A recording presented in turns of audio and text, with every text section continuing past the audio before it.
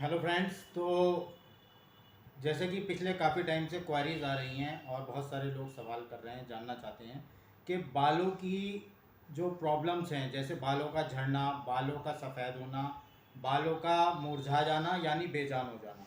तो इस सब के बारे में उनके अंदर मतलब उनको पता नहीं होता है कि वो कैसे होता है और आगे क्या होता है ना। तो पहले तो ये समझ लीजिए, अगर आपके बाल झड़ रहे हैं तो बाल हेयर फॉल जो आपका हो रहा है, अगर आपकी एज 30 से अबव है, मेरी बात को गौर से सुनिएगा, 30 साल से ऊपर अगर आपकी एज है तो आपके नए बाल आने के चांसेस 50% रह जाते हैं।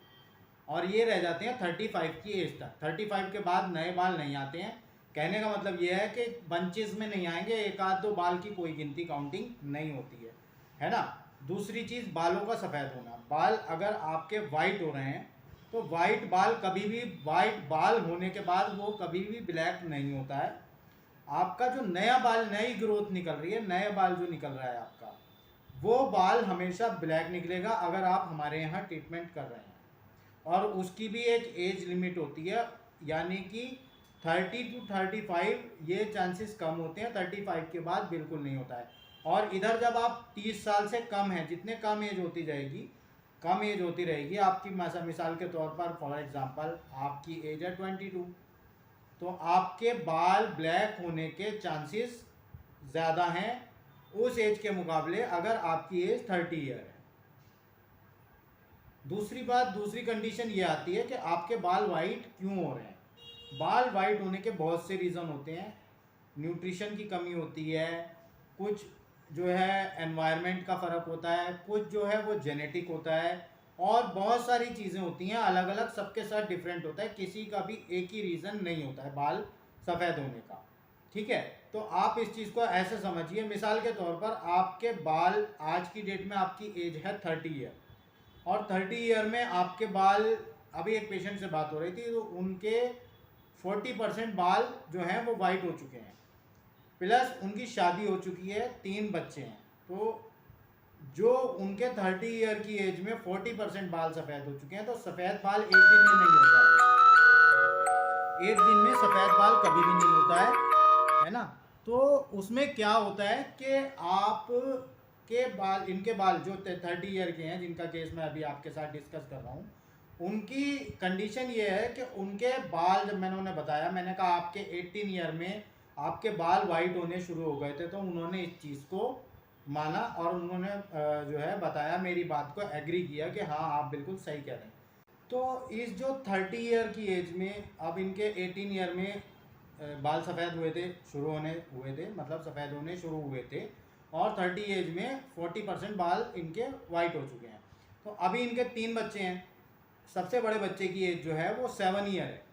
तो 7 ईयर में आप आजकल देख रहे होंगे कि कुछ बच्चों के 5 ईयर की एज में भी बाल वाइट होने शुरू हो जाते हैं आज की डेट में। तो उनके सिर्फ कुछ, अगर उनको जेनेटिकली ट्रांसफ़र हुई है, न्यूट्रिशन की वजह से भी बाल वाइट हो सकते हैं, लेकिन अगर उनके फादर के भी यंग एज में बाल वाइट होने शुरू हो गए थे, तो उस कंडीशन में जो है बच्चे के बाल वाइट होंगे ही होंगे। तो हमने उनको ये सलाह दी, ये जो 30 ईयर वाला केस है हमारा, तो उनको हमने सलाह दी कि आप अपने बच्चों का ट्रीटमेंट कर लें जो कि जेनेटिक बेस्ड होता है, और उसमें उनको ऐसी मेडिसिन दी जाती है जिससे उनके आने वाले टाइम में बाल वाइट नहीं होंगे, मतलब जल्दी वाइट नहीं होंगे। जैसे कि अभी अगर जिस कंडीशन में वो चल रहे हैं, उनकी हेल्थ के बारे में पूरा एक चार्ट बनाया जाता है, पूरा एक प्रोफार्मा तैयार होता है, उनका न्यूट्रिशन चेक किया जाता है, क्या है, कैसा है, किस लेवल पर है। फिर उसके साथ साथ उनकी जो मेडिसिन होती है वो इस तरीके से उनको दी जाती है कि उनकी जो भी प्रॉब्लम्स हैं, बेसिकली प्रॉब्लम्स जो हैं जिस वजह से उनके बाल वाइट हो रहे हैं अभी, वो सारी प्रॉब्लम्स चेकआउट कर दी जाती हैं। तो उससे उनके बाल यंग एज में, यानी कि अब इसमें इनके 7 साल का बच्चा है, तो 7 साल का जो बच्चा है उसके लगभग 10 साल की एज से बाल वाइट होने शुरू हो जाएंगे, लगभग, एक अज्यूम है। तो अगर वो ट्रीटमेंट कर लेते हैं तो उनके बच्चे के बाल 20, 25, 30 तक भी बाल वाइट नहीं होंगे। तो ये एक प्लस पॉइंट होता है होम्योपैथिक ट्रीटमेंट करने का, क्योंकि ये फर्दर आगे के लिए, आप अगर आपका लीवर जो है वो प्रॉपर वर्क नहीं कर रहा है, आपके लीवर में कुछ प्रॉब्लम आ रही है, या आपकी किडनी जो है प्रॉपर वर्क नहीं कर रही है, तो आप एक किडनी बूस्टर ले सकते हैं किडनी की जो हेल्थ है उसको प्रॉपर कर देती है, प्लस आपकी किडनी अगर नॉर्मल वर्क कर रही है, आप चाहते हैं कि वो इजीली डिजीज नहीं हो, उसमें कोई प्रॉब्लम ना आए, है ना, तो उसके लिए भी मेडिसिन अवेलेबल हैं होम्योपैथिक ट्रीटमेंट में, और बहुत अच्छा बिना साइड इफेक्ट का जो है वो ट्रीटमेंट है, आपको किसी तरह का कोई भी साइड इफेक्ट नहीं होता है। ठीक है, तो आप हमारे साथ जुड़े रहिए, सब्सक्राइब कर लीजिए हमारे चैनल को। Thank you very much.